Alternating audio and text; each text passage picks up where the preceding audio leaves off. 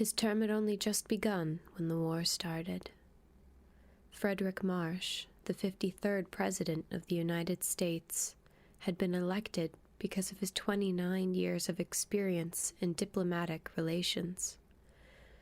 His sole purpose was to prevent a world war following the attacks of an army of demons sealed within the moon's core.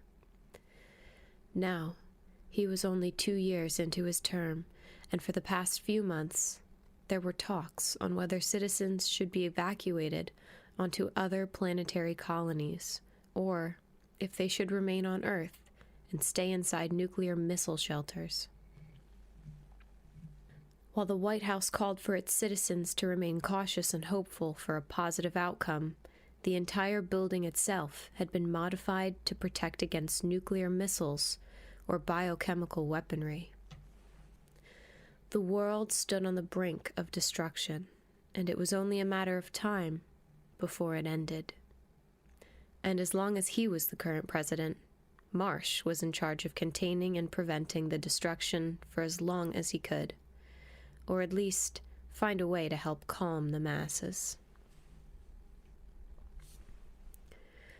"Are the elves helping us?" Marsh asked, as his aides were frantically running around the Oval Office making phone calls. "Yes, sir. They're doing all they can to help calm the citizens with their magic. They've managed to stop over 30 revolts across the country," one of the aides said. "That's pleasant. At least some of us will have some peace before we all blow up." Sighing, the president looked out the window. "Or whatever it is Dicer has intended for us." He began to laugh as he saw snow falling. Filters and domes created to regulate temperature and climate obviously weren't working due to the war. It was late summer, and already there was snow collecting on the grounds of the White House. "Mr. President," the aide said next to him. Half-heartedly, Marsh turned towards the aide. "Jesus," he thought.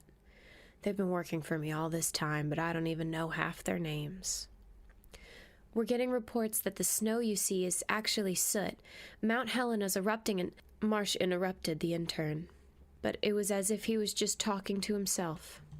"So, the world ends in fire after all," he said. "Sir?" "You and the others should leave now. Everyone else has already left. Hell, I think even Congress agreed they should all stop fighting and go home now." "I'm sorry, Mr. President. Everyone has decided to stay here with you." "Thank you."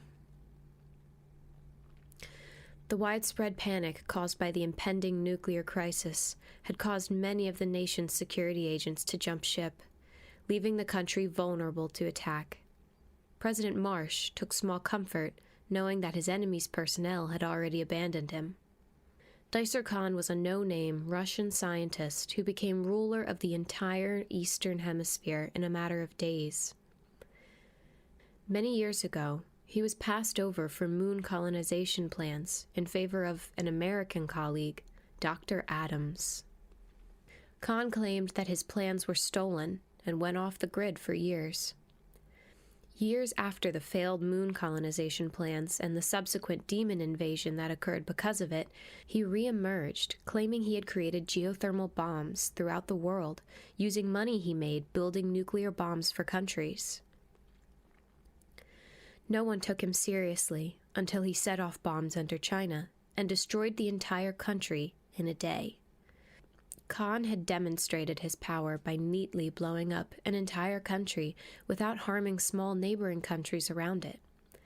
His possession of this technology found him many allies and forced the remainder of the East to side with him in fear that their country would be next.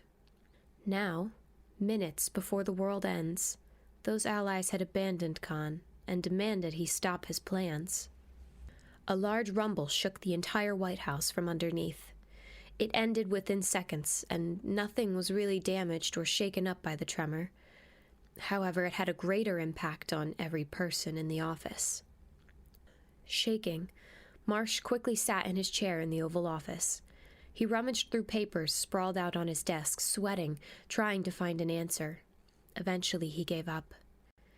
Angry and tired, he stood up quickly and turned to look out the large, now soot-covered, windows behind him.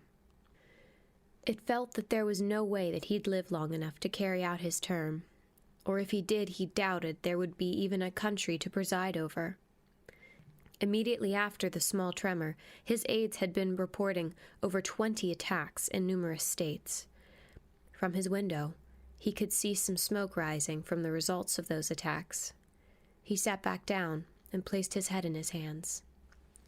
"Mr. President," Mark Castor, the current chief of the Secret Service, ran into the room holding a pile of papers under his arm. As he approached the president's desk, he stopped, adjusted his suit, and briskly walked past the president. Marsh, still with his head in his hands, didn't notice Castor walk by him to look out the window. Nor did he look up when Castor began to rustle through his pile of papers. "President Marsh," he said, his voice raspy, as though he'd been shouting the entire day. At this, Marsh looked up towards him. "Mr. President, I'm afraid the situation has grown worse by the second. I don't mean to make your life harder, but I have some more bad news," Castor continued, looking down at the president. A slight pang of guilt went through Castor as he saw Marsh. It seemed as though, in the 2 hours since he last saw the president, Marsh had aged another 30 years. "Castor, how can there be any more bad news? We sent the last of our strongest fleet to kill any country allied with Khan. Those that were killed were supposed to have enough explosives to wipe out whatever Khan's geothermal bombs did not. I just read a report that they succeeded, and they've all died in the process. In case you haven't noticed, we're about to be blown up by a crazy scientist with a stupid fake name." He picked up his pen from his desk and began to fiddle with it as he turned his chair around to look out the windows behind him. "What can be worse than this? We have word that most of what used to be Europe and the Middle East have been completely wiped out, but some countries seem to have escaped the blast. We've sent some troops to the last known locations of Khan to look for remains, but none have been found yet. We think he may have been relocated underground, but it's hard to tell how deep he may have gone. However, the true threat lies within our own country. We've located drones all around the United States. We were only able to catch one by mistake, and from there, we triangulated the coordinates of the other drones and put them on a radar. It turns out our entire country is surrounded by drones that aren't even Dicer Khans. It looks like they're not doing anything for now, since we took out their countries and hopefully whoever's been controlling them." Castor paused for a long moment. When he began again, he seemed defeated, as though the thought of vocalizing whatever it was that was on his mind made it more real. "The worst news is that Dicer developed a way to cloak the entire underground lab beneath the world. A passageway was found a couple of hours ago in the U.S., and apparently it seemed to connect to other labs spread out across the U.S. and the East. We sent a squad in to investigate. They found geothermal bombs. The first bomb was set off and wiped out Alabama, Louisiana, Georgia, Florida, South and North Carolina, Tennessee, Arkansas, and a large part of Texas. That earthquake we felt earlier was a second geothermal explosion, and it blew apart all of California and Nevada, as well as some of Arizona. We are getting reports, though, saying that the bombs went off prematurely because of a bomb squad trying to deactivate it. We've sent word to other squads telling them to leave the bombs alone until our scientists can neutralize the geothermal energy the bombs use, and the tech crew can hack the security protecting it." "Tell me." All hope had been lost, and Marsh was at his wit's end trying to find any possible alternative to the inevitable. "We've lost everything, haven't we? Even the elves can't stop this with their magic?" Mark Castor replied in a somber tone. "The elves depleted most of their magic, sealing the demons. No one could have expected any of this to have escalated this far. We have known for a long time that he's been working on geothermal technology, but no one took him seriously after Dr. Adams said he was harmless.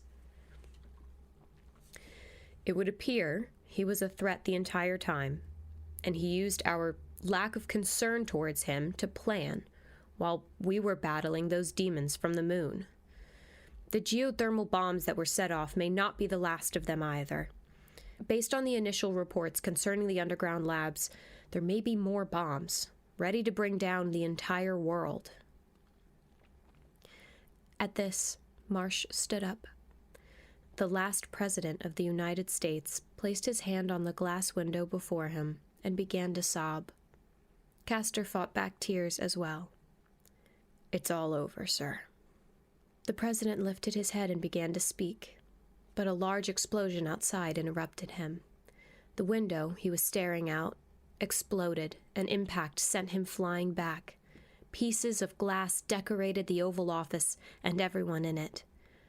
Some of them fought to get to their feet, but another explosion knocked them back down.